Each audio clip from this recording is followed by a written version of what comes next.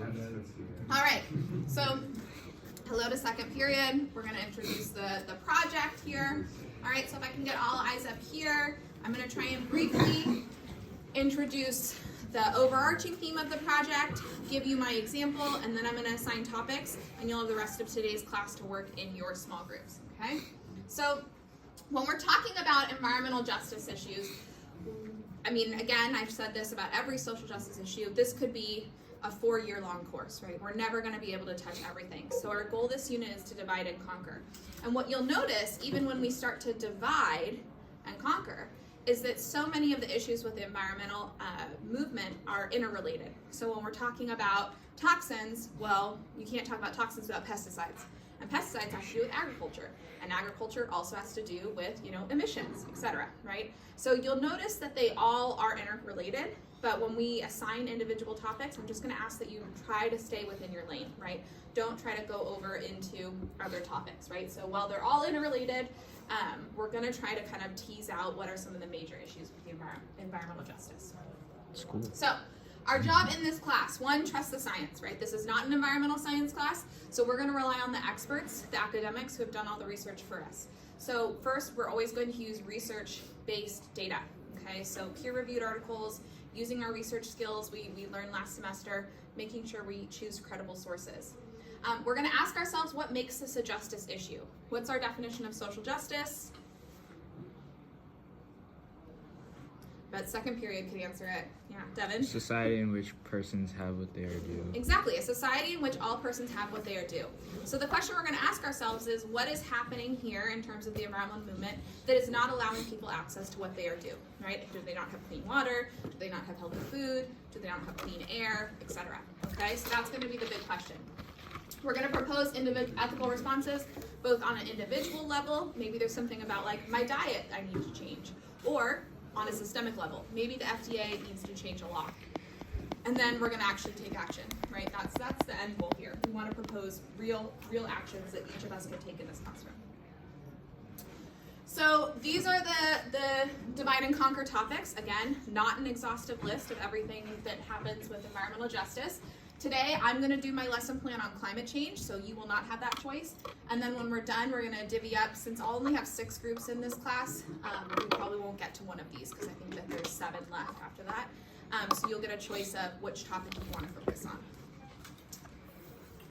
All right, so your task. You are to create a 10 to 15 minute lesson plan for the class. So next week, you guys are in charge of teaching the class. So on both day 1 and day 2, we're just gonna go from group to group to group. So it's not just like a presentation, it's a lesson. So there needs to be elements of engagement, there needs to be parts of like where you're getting feedback from students, right?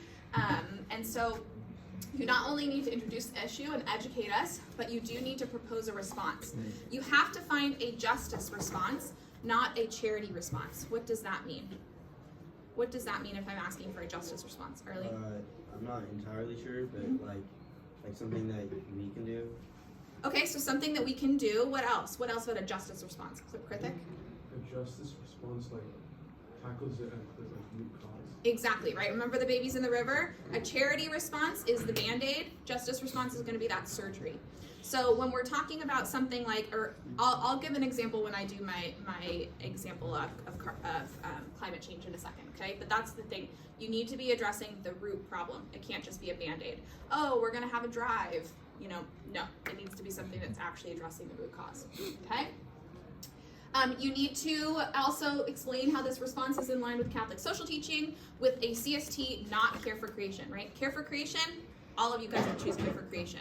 But a lot of the other CST themes are at play here too, right? As you'll see in mine, I chose option for the poor and the vulnerable. You could also do rights and responsibilities, right? There's so many different ways to go. So you can't use Care for Creation, but you can choose any of the other 6. And then, like I said, there needs to be some element of class engagement. They need to be doing something, okay? Your classmates need to be doing something during the presentation. All right?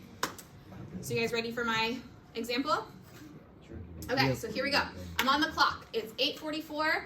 I'm gonna try and do this in 10 minutes. We'll see. All right, so So to start out, today is climate change. We've probably all heard or know a little bit about climate change. So just with your partner, I'm going to hand out some whiteboard markers, and on your desk, I want you to draw a diagram of what you know about climate change, right? What do you know? So try to illustrate to the best of your ability what is climate change. You guys, sorry, you can hit pause. Thank you. I appreciate it. All right. 5, 4, 3, 2, 1. Okay, so I see a lot of little like snowflakes. I see a world on fire, a lot of sunshine. Okay, I've got some cars and some industry over here, right? How many of you guys had something akin to this? Yeah, a few of us? Okay, good. How many of you guys remember the carbon cycle? When did you guys do the carbon cycle last? Last year? Like physics. Like at the very end. When do you guys do bio here? Oh, This year? like sophomore. Sophomore, junior. A sophomore or junior. Okay, cool. Okay, so the carbon cycle, right? The carbon cycle obviously is a naturally occurring cycle. Okay, this happens in our environment. But what's happening with climate change? What's disrupting the carbon cycle? Thank you, Arlie. I'm going to try and get some other voices. Who else? Who else? What's disrupting the carbon cycle?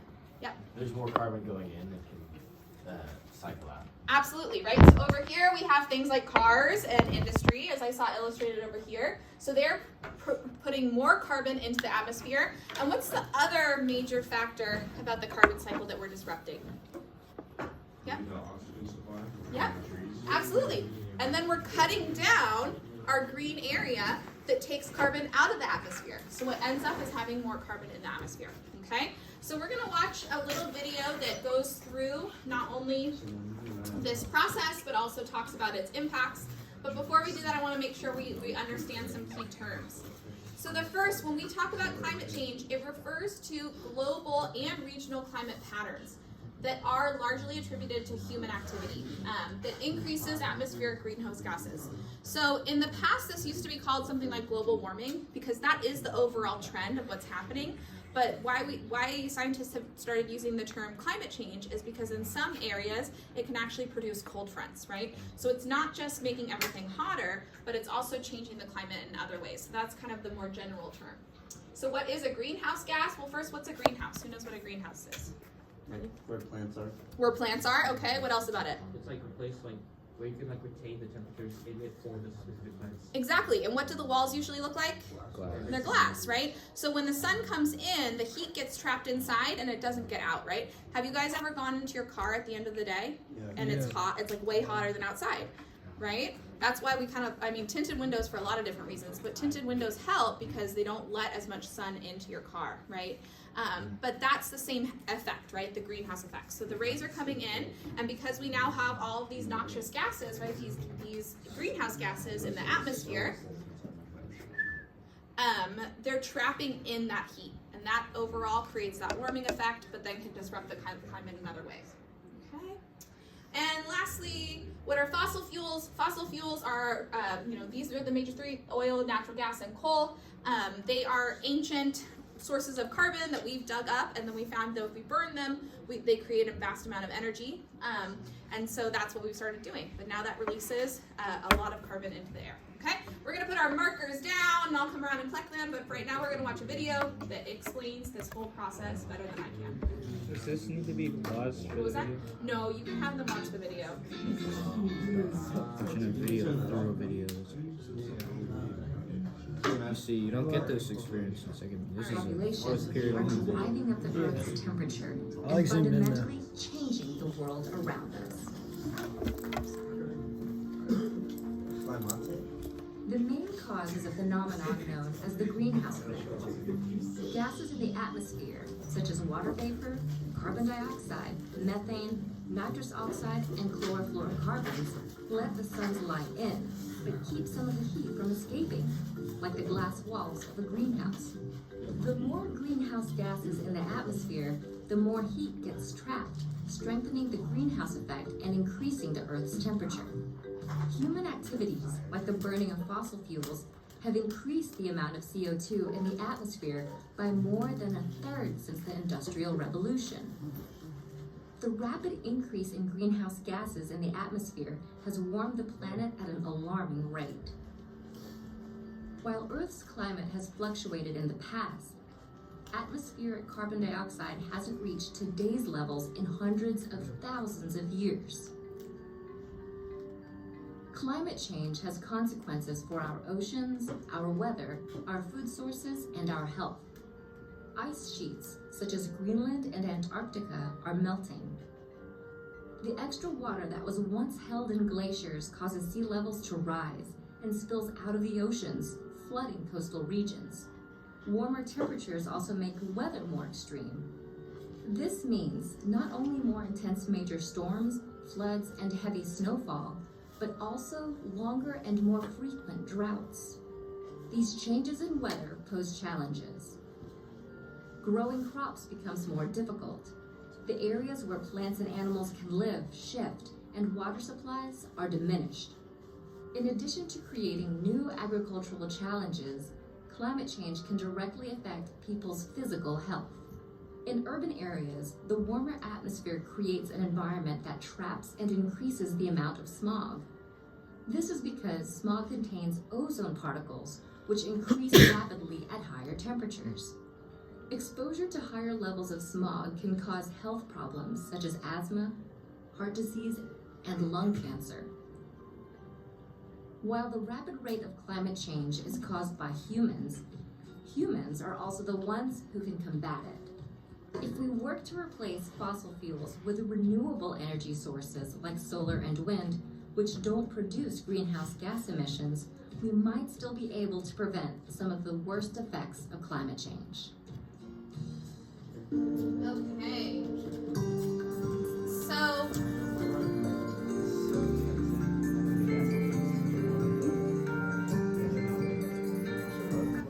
just with the person next to you, I want to see what you can recall from the video. Hopefully, if my presentation comes back. What were some of the causes? What were some of the effects? Causes and effects. That was sort of what that video went with. Just with the person next to you.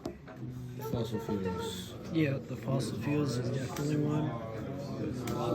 Also, the melting icebergs cause the rising sea levels. Ocean. Dude, it's so nice having the teacher here to actually teach us this. Yeah. I mean, it sucks for you guys. Yeah, it must suck. Yeah. Yeah. Do you know anyone in period 2? No. I don't think I know anyone in period 2. Alrighty, so these are the causes and effects that the video went through. Hopefully you got most of them with your partner. So there are natural fluctuations in climate, right? This is what a lot of the climate change deniers will point to. They'll say, well, you know, we've gone through periods of warmer or colder times in our Earth's history. And that is true. However, as the video pointed out, this is dramatically different, right? That this has not been seen before. So the main cause of that is our burning of fossil fuels, and then the greenhouse gases in the atmosphere keep in more heat. What are some of the effects of this? It's causing the ocean sea level to rise. We saw some of the impacts of that in Senegal and India.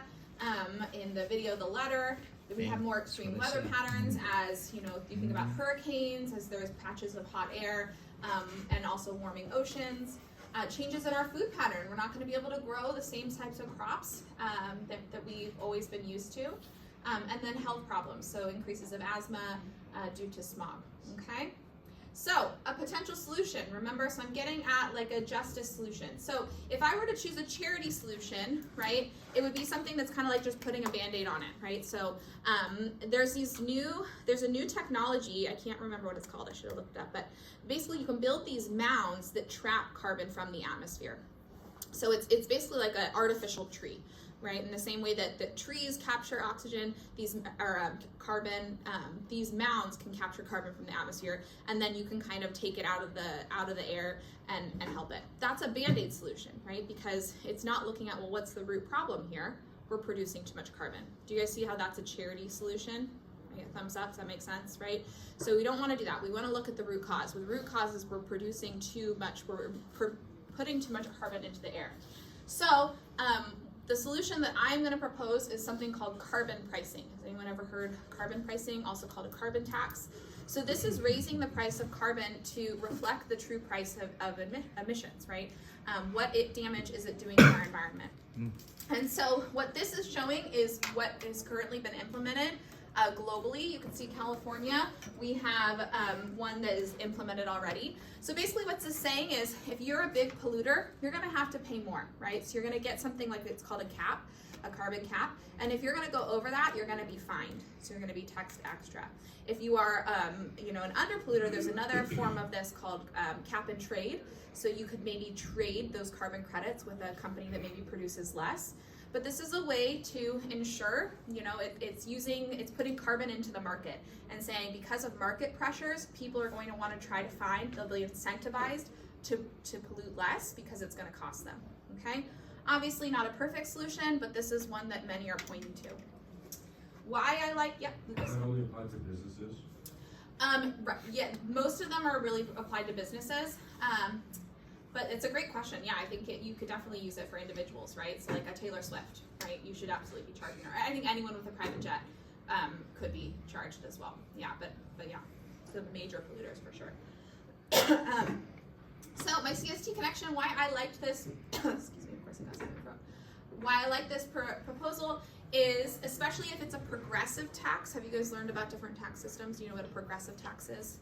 Right, it's where if you're segmenting a society into like higher, mid, and then lower incomes, you tax the higher group higher, right, and then you kind of do it lower. There's also such thing as a flat tax where everyone gets taxed the same, or actually a regressive tax where the poor gets taxed higher than the rich. But anyways, the lottery is a regressive tax. It takes significantly more money from lower income communities. So yeah, it's an example. But progressive tax would be for this one, right? So bigger emitters would get taxed higher. And then they could go to something called a loss and damage fund. So when we saw those natural disasters in Senegal and India, what this loss and damage fund could be used for poorer nations to rebuild, right? To do the sort of remediation efforts that they need after having a natural disaster. So this is something that's proposed at every COP summit. They have not yet agreed to it, and as we heard with the Paris Agreement, even then, who knows if they'll follow up. But it clearly falls in line with our CST of our option for the poor and the vulnerable because it offers them that solution to help rebuild, okay? Woo! Okay, we're at 8:58, meaning I took 14 minutes, so I was within the 10 to 15, probably talked a little bit longer than I needed to, and also talked kind of fast, so I hope that didn't offer much chance for questions. So maybe I could have cut down my presentation a little bit, so just to kind of give you some tips, all right?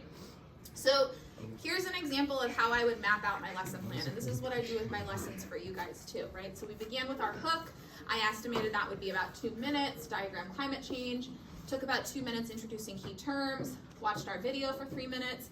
I actually didn't give you that much time to pair share. I planned for 4 minutes, and you may have felt like that was really only like a minute or two. And then about 4 minutes for my proposed response. Okay, so that's kind of how I mapped it out. Questions on that? So this is really what you're looking for. You want to first map it out and then put it together. Is this a group project? It is a group project, correct, yeah. All right, so now we're gonna assign our focus areas. Period 2, you can find your focus areas on Canvas as well as my presentation and the assignment. I'll see you next week. Thank you guys.